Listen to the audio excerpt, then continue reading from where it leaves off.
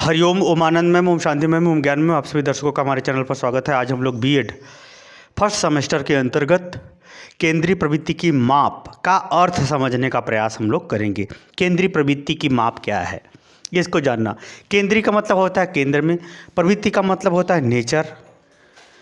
ऐसा माप जो पूरे समूह का केंद्र हो, उसको माप जिस आधार पर किया जाएगा उसे हम कहते हैं केंद्रीय प्रवृत्ति की माप। केंद्रीय प्रवृत्ति का माप दूसरा भी अर्थ समझिए।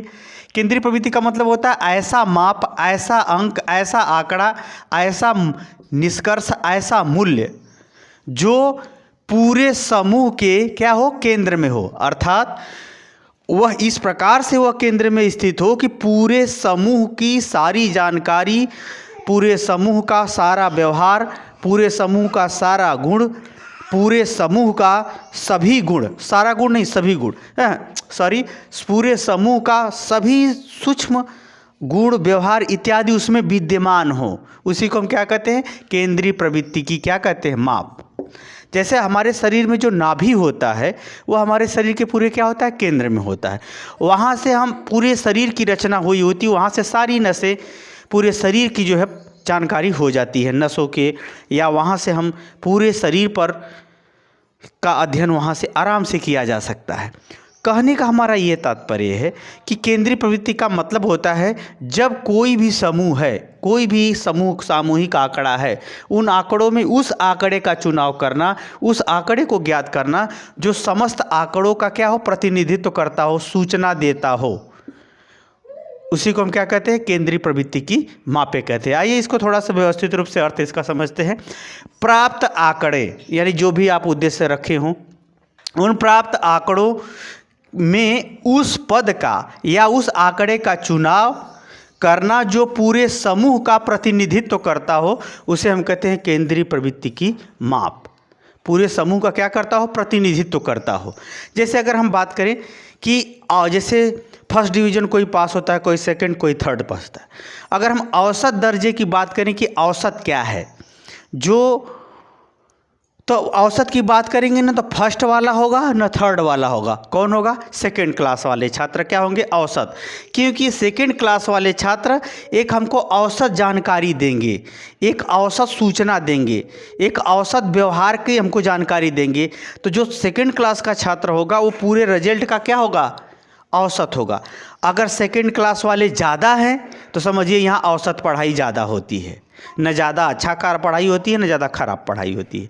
उसी तरह से अगर हम बात करें तो एक प्रकार से जो है किसी समूह की जो औसत जानकारी होती है, जो उस पूरे समूह के बारे में लगभग सारी सूचनाएं या सारे गुणों को बता देती है, उसी को हम क्या कहते हैं, केंद्रीय प्रवृत्ति की माप कहते हैं। तो इसको तो आप समझ गए, प्राप्त आंकड़ों के में उस आंकड़े का या उस पद का चुनाव करना जो पूरे समूह का क्या करता है, प्रतिनिधित्व करता है, पूरे समूह के विषय में बता देता हो, उसे हम क्या कहते हैं, केंद्रीय प्रवृत्ति की माप कहते हैं। दूसरा भी अर्थ देखते हैं।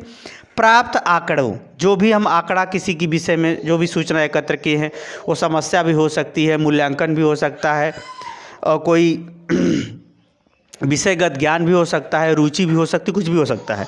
तो जिसके विषय में आप सूचना एकत्र किए हैं, प्राप्त आंकड़ों में वह मान या वह आंकड़ा जो पूरे समूह के व्यवहार को या गुण को प्रदर्शित करता हो, उसे हम क्या कहते हैं, केंद्रीय प्रवृत्ति की क्या कहते हैं, माप कहते हैं। उसे हम क्या कहते हैं, केंद्रीय प्रवृत्ति की माप। वह माप, वह ज्ञान, वह उत्तर, वह आंकड़ा जो पूरे समूह के बारे में सूचना देता हो या जानकारी देता हो या सबसे उत्तम जानकारी या उत्तम व्यवहार करता हो, उसे हम क्या कहते हैं, केंद्रीय प्रवृत्ति की माप कहते हैं। एक और सिंपल में अर्थ देते हैं, पूरे समूह का जिस आंकड़े के माध्यम से हमें औसत यानी सामान्य रूप से जानकारी हो जाती है, उसको हम क्या कहते हैं, केंद्रीय प्रवृत्ति की माप कहते हैं।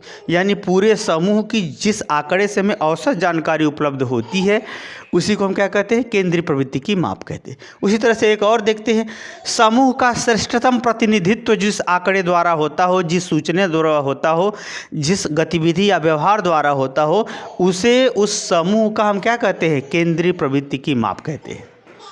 उसे हम क्या कहते हैं, केंद्रीय प्रवृत्ति की माप कहते हैं।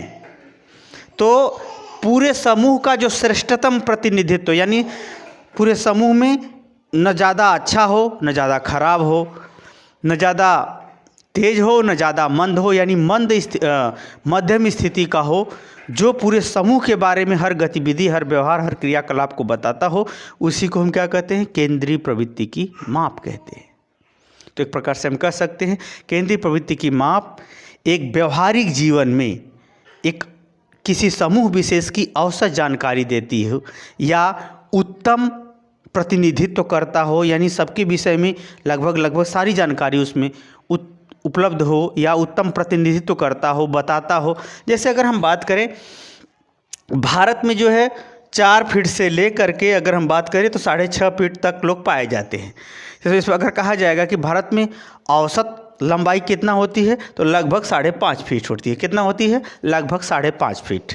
अगर ऐसा उत्तर देते हैं तो ये जो 5.5 फीट आप उत्तर दे रहे हैं, इसका जो है इसका उत्तर यही हो जाएगा केंद्रीय प्रवृत्ति की माप। यही क्या हो जाएगा? केंद्रीय प्रवृत्ति की माप। तो इसमें जो है इसमें न ज़्यादा छोटे वाले लोग शामिल हैं न ज़्यादा बड़े लोग शामिल हैं, कुल मिला के सबका जो है एक प्रकार से उत्तम स्वरूप 5.5 फुट होगा। इसी को ही हम क्या कहते हैं? केंद्रीय प्रवृत्ति की माप। मुझे उम्मीद है कि केंद्रीय प्रवृत्ति के माप का अर्थ आप समझ गए होंगे। समझ गए तो कमेंट बॉक्स में ज़रूर बताइए। साथ ही मेरे चैनल को लाइक शेयर सब्सक्राइब भी कीजिए। इसी केंद्रीय प्रवृत्ति के माप के अंतर्गत हम लोग मीन मीडियन मोड को पढ़ेंगे आगे के वीडियो में। मुझे उम्मीद है यह अर्थ आप समझ गए हैं तो कमेंट बॉक्स जरूर बताइए। साथ ही मेरे चैनल को लाइक से सब्सक्राइब कीजिए। हरिओम।